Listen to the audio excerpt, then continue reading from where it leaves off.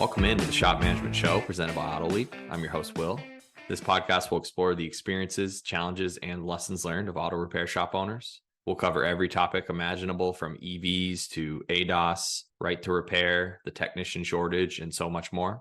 AutoLeap is a cloud-based shop management software that allows shop owners to better run their business, increase efficiency, and grow revenue. You can find a link to schedule a free demo with AutoLeap in the show notes of this episode. Please like, share, and subscribe on Apple Podcasts, Spotify, and Google Podcasts. I'm thrilled to be joined today by Cecil Bullard, CEO at the Institute for Automotive Business Excellence. Cecil and I will discuss a topic critical to the long-term success of your auto repair business, customer communication. We collaborated on an ebook covering strategies to develop high-value customer relationships and improve your shop communication. You can find a link to download that ebook for free in the episode show notes. Cecil, how are you? I'm great. Thanks for having me. And by the way, such a great job on the ebook. I mean, literally, I'm very impressed. So thank you so much for making my words sound good. It ought to be a required reading in every shop. So thank you very much for those kind words. And we really appreciated your collaboration on the ebook. Your insights were instrumental in putting that together. So getting into our conversation today, let's first start by focusing on the importance of effective communication in your shop. So in your opinion, why is effective communication with customers the differentiating factor between successful shops and then the businesses that struggle? Everybody wants to be heard. Okay. And most customers, it's funny in our industry, everybody talks about, well, you got to run this, you can't be this expensive because the other guy's not that expensive, and you can't charge this for parts because they can get them here, and there's all this transparency, and everybody's talking about price and car count, and we gotta and in fact the problem is that the differentiator for every shop is the experience that the customer has. It's not the fact that you repaired their water pump, or you took care of their brakes or whatever. It's the experience that they had, and a large part of that experience is, do I feel like I was understood, right? Do I feel like somebody listened to me? Do I feel like my concerns were met? And so communication and proper communication is vital, because that's the lasting thing, right? They walk away with what they feel about how that went. And what they feel about how that went is better having communicated better with that person. I have this, when I teach communication, I have this picture of I think it's Homer Simpson, and it says, everybody wants to be heard. And I listen to conversations with service advisors, tons of phone calls, and the customer so often, the client so often will tell you what they need from you if you're listening. And so what we find is that often, because I have an agenda, my agenda is get that car in the shop, get it here, we need the work, we need the car. I'm not listening to what the client is telling me, right? And I'm not hearing properly what it is they need from me. And a lot of times we interpret that as they need a price out of our mouth. And most of the time it really has nothing to do with that. Great point there. And why do you think that's such an overlooked aspect of running an auto repair business? Obviously, there's a ton that goes into investing in your technicians, investing in equipment, running a shop efficiently. Why do you think customer communication is something that falls through the cracks in terms of a strategic focus for an auto repair business? Well, first of all, how many of us took communication classes in high school, junior high, college?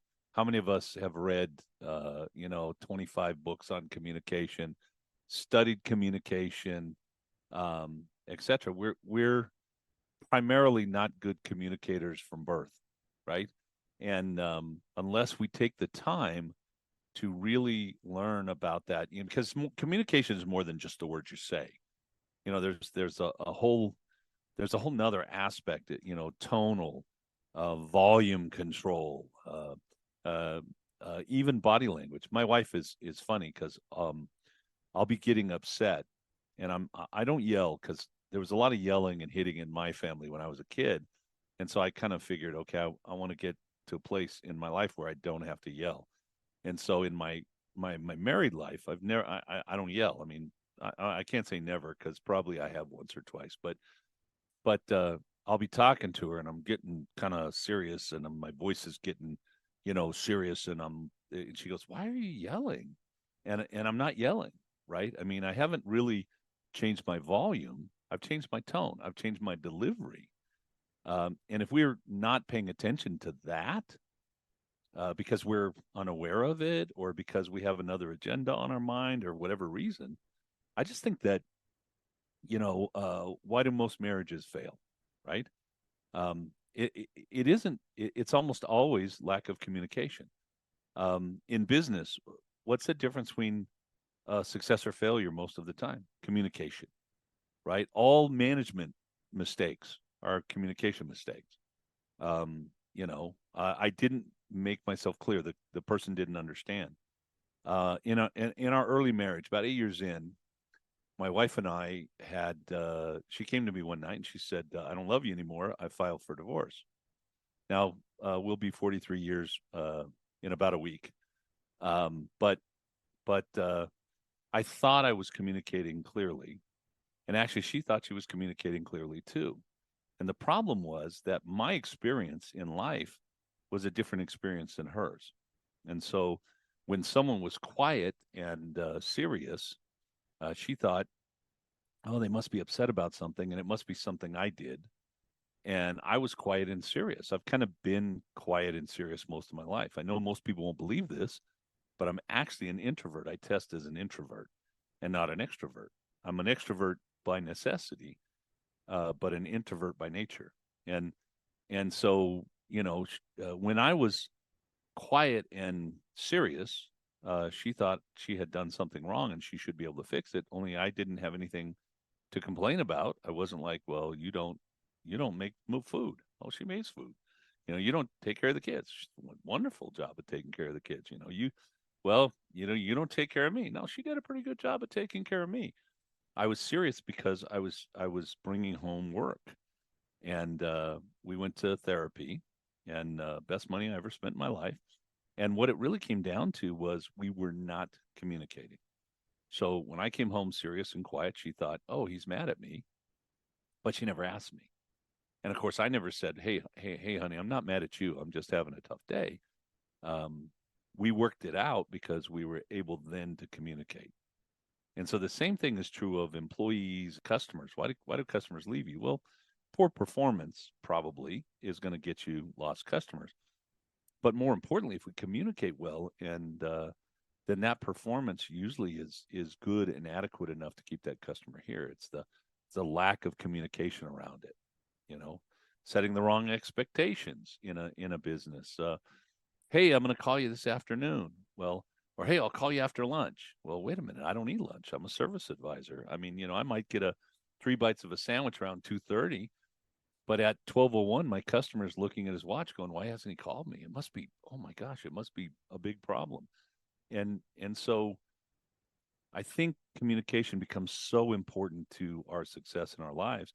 And if we communicate well, then we have less frustration. I won't say we have none, because I don't think life is that way, but we have a lot less if we communicate well. That brings me to a follow-up question. How can a shop recognize that they aren't communicating well? What are some of the warning signs they can look for, whether it's the interactions with service advisors and their customers? As a shop owner, from that perspective, how can you kind of pinpoint those red flags and then take those next steps to addressing them?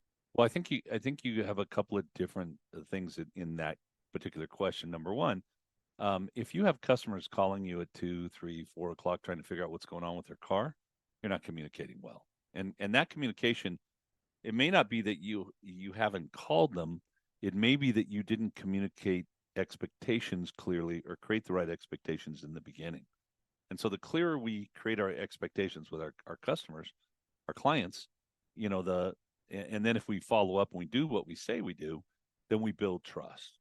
But every time there's an unclear expectation, and we don't follow up like they think we should, then we weaken trust. And business is all about trust. Even price is all about trust. If you really trust the person that you're dealing with, and they're $100 more than maybe whatever's advertised by the quick guys, the fast food automotive repair industry, you're going to go there anyway because you trust them, because you feel good about it, because they communicate well. And so if you're getting if you're having a lot of customers that have to call you throughout the day to find out what's happening, my local Ford dealer, I bought a couple of trucks from them, but I literally hate them to death, because I'll drop my truck off. They know I need to have it at the end of the day because I make that extremely clear. I'd say I'm a 70% good communicator. So maybe 30% I'm not as clear as I should be. And then I'll look at my watch and it's 5:20 and they haven't called me. And it's like, oh my God, now I have to go through their phone system and then phone systems. Oh, don't get me started, right? Can I just talk to a human person, someone that can actually solve my problem, get me where I need to go? And then you also have employee communication stuff. And so here's what happens in many situations. I think I think not just business, but family and etc. I'm getting frustrated, right? I'm getting frustrated because I have an employee who's not producing. Here's a guy out there and he looks busy, but he's only doing 4 hours a day. And he knows he's supposed to do 8, right? I mean, he's here for 8. Shouldn't he work hard and give me 8? But I don't say anything because I don't want to have confrontation. Whatever the huge, like 62% or 68% of the people, confrontation actually makes them uneasy, sick, nauseous, etc. And so I'm getting frustrated with this employee because this employee isn't doing what I want. Well, wait a minute. Let's take 2 steps back. When we hired them, did we tell them that 8 was the thing? Did we have 8 as a goal? Do they know it clearly? Do they know what that means? You know, have we been managing them? Like the first time they didn't do 8, did we sit them down and go, hey, what happened? How can I help you? So I think if you have high frustration levels, so I had a guy, this was actually online. We did a podcast with Changing the Industry guys, and a guy called in and said, hey, I've been in my business 26 years and I'm so miserable and I haven't made any money and I'm just sick of this thing. Okay, you got communication problems, right? You have a bunch of people working for you. They don't really know what to do because you haven't clearly helped them understand what to do in a way that would make them not be upset, right? So, and that's another thing. God, get me going here. I'll talk for 3 years on this one. How are we communicating with people? Am I saying certain words? Like in my shop, the last shop I ran, we sat down with the staff and we basically said, what kind of shop do we want to be? Who do we want to be? And what we determined as a company was we wanted to be the best shop in the United States. Okay. And so by having that distinction and all of us knowing that that's what we want to be, now we can sit down and have conversations about how the best shop acts. What does it look like? How does it feel? Do they book appointments? Do they not book appointments? Do they do a good inspection? Do they not do a good inspection? If there's a problem with the car, do they take care of it?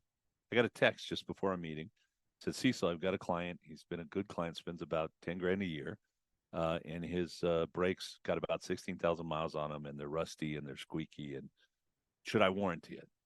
And the answer is yeah, absolutely. Right. Because that's what the best shop would do. And it's a good client. It's not some person that's been in once and only did the brakes and etc. Are we communicating clearly? If we have high levels of frustration, and we think the world is against us or our people aren't doing what we want, first thing I do, get a mirror, take a good look in it, and decide, do they really truly understand what it is I expect of them? I taught classes at AASP Pennsylvania this weekend, and I asked, I don't know, I had a room of about 45, 50 people. And I said, how many of you have clear goals for your staff, for each position in your company? And I had about 7 raise their hand. So if you don't have clear goals and your people don't know what those goals are, what kind of a shop are you? What do I expect from you? How do I expect you to appear? How do I expect you to talk to clients?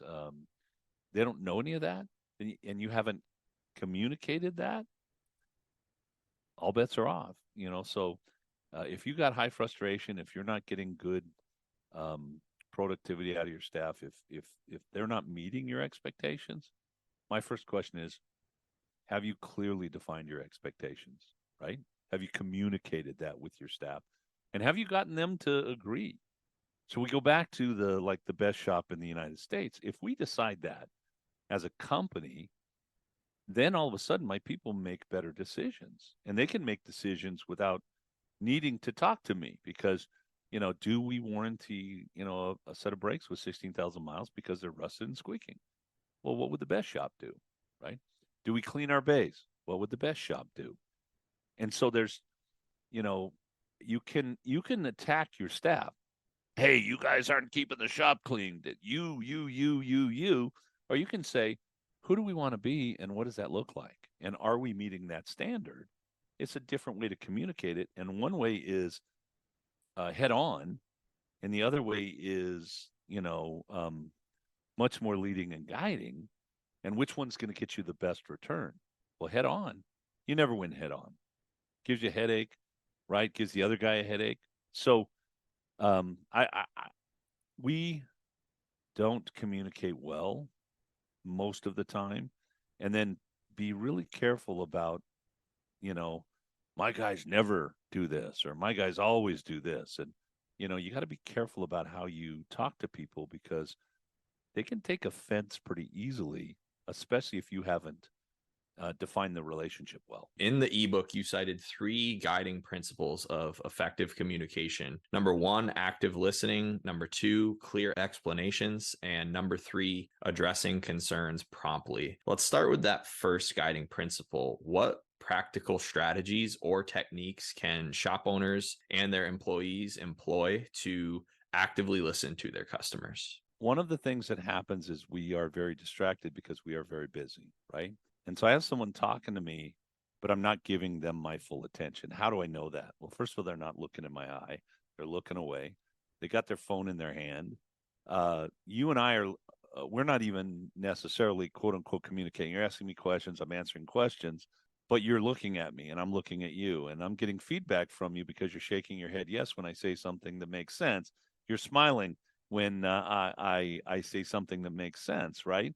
You'll if you watch me speak with someone, you'll see I'm using my hands, I'm smiling, I'm raising my eyebrows.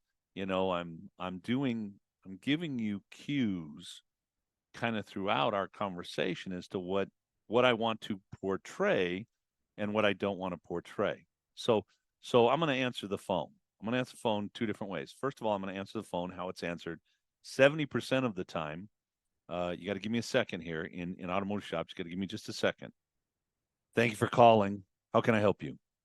Okay. That's 70% of the time because the call is a distraction. The call is an interruption when I have all this other crap to do, except I paid a bunch of money for that phone to ring so I could talk to that person. Give me 1 second here. Here's the other way. Thank you for calling Cecil's Automotive. How can I help you today? Right? And then you're going to talk to me and I'm going to listen. I had a call the other day. I got a shop that sales has been going down pretty consistently. And so I'm talking to them and I'm like, send me some phone calls. All right. And here's the beginning of the phone call. Thank you for calling Bob's.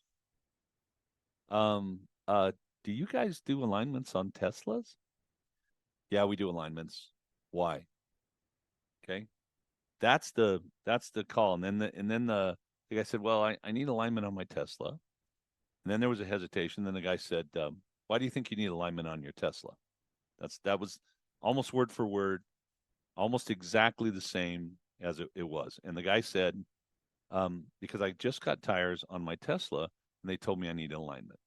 Now that conversation went on for 32 minutes. And the guy never sold an alignment or got the car in the shop, nor did he ever ask for the car to come in the shop. All right. And so let's replay that. Let's have Cecil take that call. Good morning. Thank you for calling Cecil's. This is Cecil. How can I help you today? Do you guys do alignments on Teslas? Absolutely. I have one of the best alignment guys, and he loves Teslas. Why do you think you need alignment on your Tesla? Well, I just got tires, and they told me I need an alignment. Oh, man, I know how expensive those tires are. We better get that car in and get you scheduled. Can you come in tomorrow? And I've got an appointment at 8 o'clock or 10 o'clock. Which one would work for you, right? I would have had that guy in the shop in no time. And even if it was just an alignment, I would have earned another customer, right? So I call the owner. Like, I listened to 3 phone calls, and I'm like, oh, my God, no wonder. I call the owner, and I go, look, you either have to get this guy engaged because he's completely disengaged, or you have to fire him. Either one. That's what you got to do. And I guess 2 days later, the guy was terminated, and we brought another service advisor. And guess what? Sales are at a record height. So you got to pay attention to what they're telling you, and physical cues. Even like placating the call. When I'm teaching answering phones and stuff, I say body language. Think of a good joke before you answer the phone. So a priest, a nun, and a rabbi walk into a bar, right? And that makes me smile. All right. So now when I answer the phone, I'm going to have a smile on my face. And I'm going to use intonation, volume, and these are all verbal and physical cues for you to do what you need to do, right? To get you in the place that I want you to get. And most people that are in sales have never read one book about this or done any studying about it whatsoever. And so it's just it's important, yes, that you're active listening. Even now as I'm talking, I'm using my hands. You can see that. They can't. But if you say something, like I might ask you a question, hey, I like your job. Love my job. Oh, so your employer's really, really good employer, huh? Absolutely. AutoLeap is a great employer. Right. And what do you like about them? What's the one thing that you really like? Yeah, the company culture is phenomenal. All right. Now, so let's replay that. How do you like your job? It's good. What's good about it? And so I'm not sending you the verbal cues. You're not sending me the verbal cues, right? We're not actively really even listening to each other. In fact, I'm thinking about something else. I got a Sudoku game going on right here on my phone, and I'm playing Sudoku while you and I are having a conversation, right? We think, especially service advisors, like I'm a multitasking unit, so I can do 6 things at once. And I'll watch a guy. He's got the phone in his ear talking to somebody, right? Or he's wearing a headset, and at the same time he's writing up an estimate, and he's doing sign language with his tech. So he's doing 3 things at once. Do you think he's actively listening? Do you think he's sending, good verbal and physical cues to the person on the other side of the phone? No, absolutely not. So the more we learn about this, the better we do this, the happier our clients will be, the more intent and happy and productive our employees will be. And by the way, the happier our families will be and the happier we'll be, right? And that's what this is all about. I don't get to take any of the money with me when I leave, right? When I'm gone, it's my relationships, it's my family, it's the influence I've had, it's the things that I've left here that I get to take, and that's all there is. I think the 2 examples you cited were super powerful. And from a customer's point of view, you almost, for better or worse, you're summarizing everything you think about that shop in that one interaction. When they're disengaged, when very short with their answers, it feels like an inconvenience that they're speaking to you. That boils down to my whole perception of your shop, from its service to how I'll be treated to probably how well you'll do on my car repairs through that one interaction. You create the whole play. You're the author of the play, right? You get to be the author of the play. Now you have to play off the other person and all of that, but you get to be the author of the play. I had a plumbing problem. I went online, looked for a plumber. First guy called. They were so busy, and they weren't paying attention to me. So it was that same thing. It was like, yeah, well, we might be able to get a guy out there on Tuesday. I might be able to get you in next week. That's not what I want to hear. When I called, I had so much hope. I was like, this is the guy who's going to be able to solve my plumbing problem. This would be great, right? So I called the second person, And they're like, oh, we can get a guy out there right now. And I didn't need a guy out there right now. Right. And so I was like, oh, that's really great. What's it cost to replace a water heater? She said, well, we don't really price on the phone because we just don't know what you got, what the troubles are, what else is involved. It costs $79 to send a guy out, and he could be out there on Tuesday, and we'll get this thing figured out. We'll let you know before we do the job. And I'm like, okay, come on out. And I spent $2,400 with these people, right? And the guy was with me for less than 2 hours, and I dropped 2,400. Now I might say, God, I dropped a lot of money, but at least I had great service. Think about somebody that's got a problem with their car and they're calling you. What's their expectation? That you're going to not pay attention to them, that you're not going to have a solution for them, that you're not going to listen to them? Or do they have really high hopes, right? If they're calling you, if they took the time to call you, they have high hopes that you're going to be able to help them solve their problem. And it's up to you to kind of listen and determine, is this a viable client for my shop? And I will tell you that if you do it right, most people are viable clients. There's a few people who just look for the cheapest thing, and they're probably not for me. And I'll say that. We'll never be the cheapest. We'll always be the best. And if you really are looking for the cheapest, I can give you a phone number. Oh, sure. I'd love to have that. Here you go. And then I get off the phone, and I never have somebody go online and write a nasty note about how I didn't give them a price, right? So the interaction, are you paying attention? Are you sending those cues? You bet. Super important. We'll be back next week with part 2 of our conversation with Cecil on effective customer communication in your auto repair shop.